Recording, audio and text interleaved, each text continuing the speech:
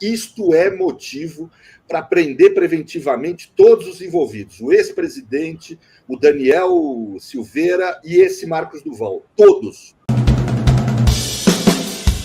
Pedro, em relação a essa denúncia do Marcos Duval, né, mais propriamente o enredo que ele montou para fazer a denúncia, o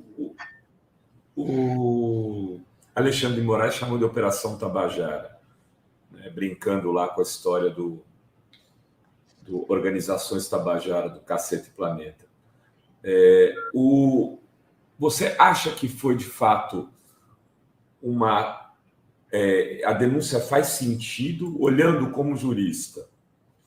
Ou pode ter sido uma armação aí entre o Marcos Duval, o Daniel Silveira e o Bolsonaro para tentar implicar como um prevaricador o Alexandre de Moraes?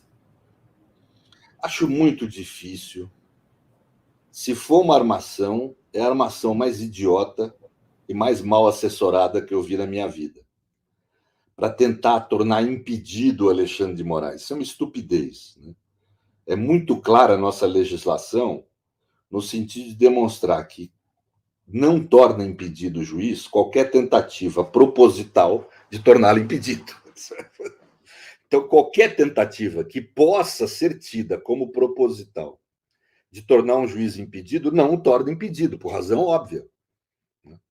Porque senão, basta eu achar que eu tenho uma temeridade, achar que eu tenho um caso contra mim, que eu sei que tem provas contra mim, eu vou lá e crio uma situação que torna o juiz impedido. Isso não torna o juiz impedido, porque foi proposital. Né? A lei é clara, é expressa nesse sentido. Então, no mínimo, faltou assessoria jurídica se houve a intenção de armar. Então, eu acho que foi muito primário. Essa gente tem advogados bons aí que os assessores. Primários, né, Pedro? É muito primário. Eu acho que não é isso. O que eu acho que tem, Renato, é algo que a gente tem que ter mais consciência. Tem um livro aqui, ó, que eu vou sugerir a leitura, através do Marcelo Semer, que eu devorei esse livro, chama Tambores à Distância, do Joe Morral. Ele é um livro muito interessante. Esse Joe, ele foi um ativista antifascista, mas foi também um acadêmico que estudou a extrema-direita. E ele observou que a extrema-direita ela usa a mentira como forma de comunicação cotidiana. Então, ele passou a utilizar da infiltração em organização da extrema-direita, não como forma de jornalismo, mas como forma de pesquisa acadêmica, para poder ter um contato direto com o fato. Ele como pesquisador. Como é que você lida como pesquisador, entenda, Renato, com um fenômeno político que usa da mentira como cotidiano? E ele ali constatou que era mentira mesmo, etc. Tal. Ele relata, não vou aqui ficar dando spoiler do livro, mas é muito interessante, sugiro a leitura para todos. Então nós temos que nos habituar que essa gente mente como prática cotidiana. Então tudo tem que ser visto com cautela. Então, por exemplo, aquele presidente do PL, ele fala na mídia que tinha uma série de atos preparatórios de golpe com todo mundo, que é para valer, que é para chegar em juízo, que daí vale. Ele fala que não, isso foi uma figura de linguagem. Né? Ou seja, não dá para acreditar no que essa gente fala para a mídia. Né? Então, eu acho, primeiro, que a gente tem que ter essa prevenção, digamos assim. Né? Então, o que esse Marcos Duval falou, ele fala que ele não é bolsonarista, é um problema psíquico dele. Ele é totalmente de extrema-direita e bolsonarista, o que ele demonstra quando ele, inclusive, vai mudando versões sem ter nenhum tipo de pejo. É só ver a participação dele na CPI da Covid. Eu até esqueci de pedir, ia pedir para a Adri separar alguns momentos do Marcos Duval na Covid, que são, assim, escandalosamente bolsonaristas, Pedro. Então, mas essa falta de vergonha em ir mudando de posição é típico da extrema-direita. Ele não é um democrata de centro, como ele quer pôr. Ele é um extremista. Esse uso da mentira e da mudança de versões de forma cotidiana demonstra a postura política dele. É característica do extremista mentir, né? Mudar versões. Então, essa é a primeira questão.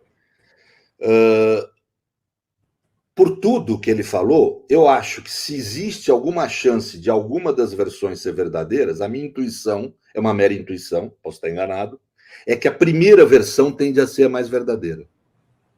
Pela minha experiência como advogado, 40 anos de exercício da profissão, ou seja, Bolsonaro teve a intenção, me parece, de realizar um golpe de Estado. Mas isso precisa ser investigado, né? Porque esse sujeito não é confiável, os outros 2 integrantes da reunião também não são confiáveis, são extremistas, logo usam a mentira como método. Então, é preciso investigar. A polícia tem como fazer uma investigação, né? Por uma série de fatores. Verifica se houve reunião no dia, etc. Se o celular estava ali. Ele fala, né, Pedro? Ele descreve o caminho que ele fez. Ele fala, eu saí, fui para a garagem do Senado, da garagem do Senado me pegaram. Não, tem câmera, né? Quando você falou, tem câmera em todo lugar. O próprio filho do presidente, o Flávio Bolsonaro, já reconhece que houve a reunião. Quer dizer, você vai... Tem como investigar, não vou aqui me alongar, tem como investigar. Não precisamos ficar aqui adivinhando o que essa investigação vai realizar. Tem que ser feita de forma sigilosa. Tal. Mas, de qualquer forma, me parece que a primeira versão é que é a mais factível, mas tem que investigar. É uma mera... O que eu fiquei pensando, Pedro, será que ele não estava sob chantagem?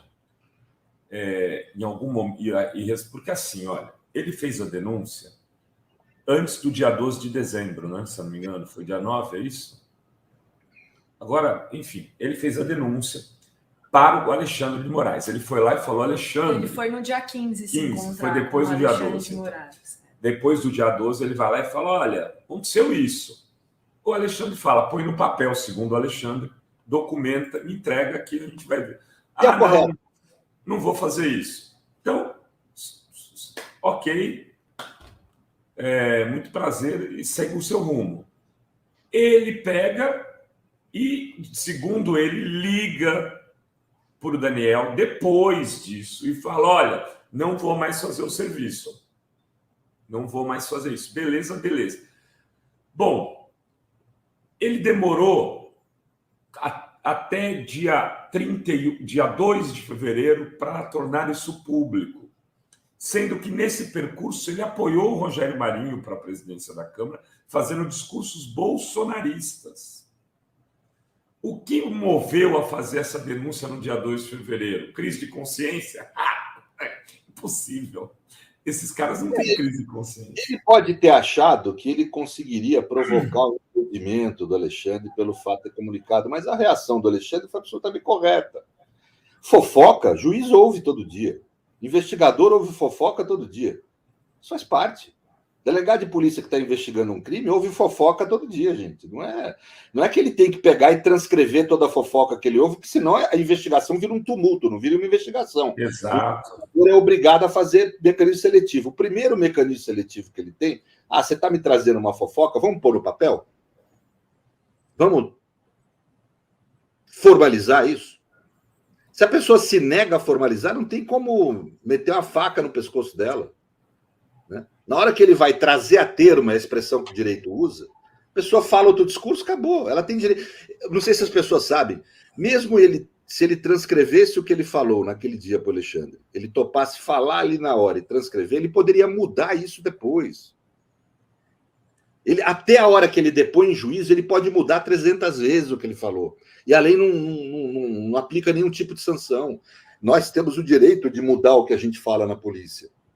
Então, isso não quer dizer nada. E se ele acha que ele poderia provocar um impedimento do Alexandre por isso, ele está sendo, no mínimo, ingênuo e mal orientado. Se ele fez faculdade de Direito, sinal que fez uma má faculdade de Direito, compromete a instituição que ele cursou, porque não sabe ler. Você sabe qual que é o perfil dele, né, Pedro? Ele diz que ele trabalhou na SWAT, na CIA, no FBI. Isso é muito estranho. Ó, essa história de... Eu vou ser franco também, essa profissão, cara que é treinador privado de polícia, eu posso entender assim, um cara que fornece um equipamento especial para a polícia, uma arma laser, sei lá. Aí ele vai treinar a polícia. Tá bom, ele é um agente da empresa que produz aquele equipamento. Um treinador, por que a polícia precisa disso, Renato? Desculpe. Para que, como escola, por exemplo, da PM, do Barro Branco, que tem os maiores especialistas do país em segurança pública, precisa de um treinador privado? Eu acho isso muito estranho. Assim. Muito estranho. Não, muito estranho, e eu vou dizer mais. Eu acho que não é verdade no caso dele, mas isso o tempo dirá. Por exemplo, você precisa de um treinamento da SWAT. Você faz um acordo com a SWAT dos Estados Unidos, eles vêm aqui treinar, ou manda o pessoal daqui treinar lá. Para que precisa de um treinamento privado? Eu não consigo entender ainda. O Pedro, acho que a Adri estava me lembrando aí, está me chamando a atenção, que teve um texto da Bela Megali hoje, né, Adri? Porque a Bela Megali ela tinha escrito há um tempo atrás que os ministros do Supremo não concordavam numa prisão do Bolsonaro naquele momento porque tumultuaria o país. Hoje ela publica um texto dizendo que após essas denúncias do Marcos Duval, os ministros já cogitam uma prisão. Pode mudar essa visão de que uma prisão do Bolsonaro incendiaria o país. Isso complica para o Bolsonaro, essas denúncias de ontem, já tem a impressão digital dele no golpe, já fica mais claro que ele tem alguma coisa, um envolvimento nesse golpismo mais claro com essas denúncias? É interessante. Eu acho que se fosse só a declaração do Duval, a primeira versão, precisaria investigar.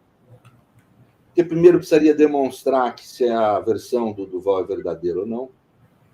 E segundo, teria que se investigar para ver se foi uma mera cogitação não é crime, ou se fez parte da preparação que essa organização criminosa entabulou, se foi um dos atos preparatórios.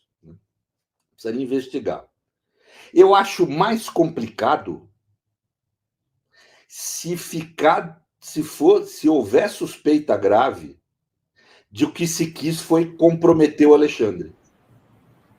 Porque aí demonstra uma intenção de prejudicar as investigações. E isso é um motivo claro. Eu que sou contra a prisão preventiva, vocês sabem disso, eu fui contra, falei ontem, gozado, no primeiro momento que eu fui entrevistado ontem, vocês podem pegar as minhas lives aí, né? Inclusive na Band News, eu dei uma entrevista ontem falando contra a prisão preventiva do Bolsonaro. Tinha saído a primeira versão do Duval, eu falei, por essa versão não dá para prender preventivamente, não. É um abuso, o Brasil é o país que tem abuso de prisão preventiva e tal.